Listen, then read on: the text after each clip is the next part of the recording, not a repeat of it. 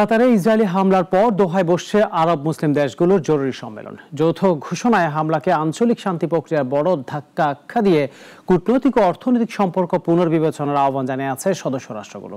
কাতারকে পূর্ণ সমর্থন জানিয়ে ইসরায়েলের কর্মকাণ্ডকে রাষ্ট্রীয় সন্ত্রাসবাদ বলে উল্লেখ করেছে তারা।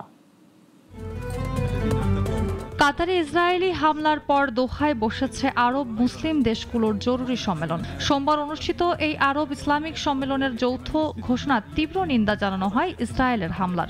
একে আঞ্চলিক শান্তি প্রক্রিয়ার বড় ধাক্কা আখ্যা দিয়ে ইসরায়েলের সঙ্গে কূটনৈতিক ও অর্থনৈতিক সম্পর্ক পুনর্বিবেচনার আহ্বান জানানো হয় সদস্য রাষ্ট্রগুলোর প্রতি। বিবৃতিতে বলা হয়, কাতারে কাপুরুষোচিত ও বেআইনি হামলা চালিয়েছে ইসরায়েল, যা আন্তর্জাতিক শান্তি প্রচেষ্টাকে দুর্বল করেছে। দোহাকে পূর্ণ সমর্থন জানিয়ে কাতারের সংযমী ও নীতিগত অবস্থানেরও প্রশংসা করা হয়। এর আগের দিন দোহায় আরব ও ইসলামিক পররাষ্ট্রমন্ত্রীদের বৈঠকেও জানানো হয়, কাতারের নিরাপত্তা আরব ও ইসলামী বিশ্বের জাতীয় নিরাপত্তার অবিচ্ছেদ্য অংশ। তারা হামলাকে আন্তর্জাতিক আইন লঙ্ঘন ও বিপজ্জনক উত্তেজনা বলে উল্লেখ করেন।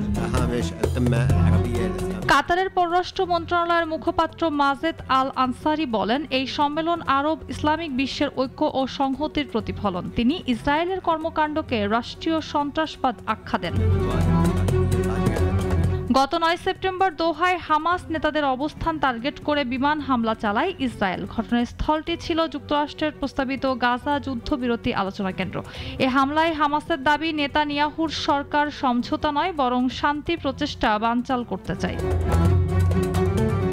দোহায় আবাসিক ভবনে চালানো হামলার নিন্দা জানিয়েছে জাতিসংঘ সহ বিশ্বের বিভিন্ন দেশ।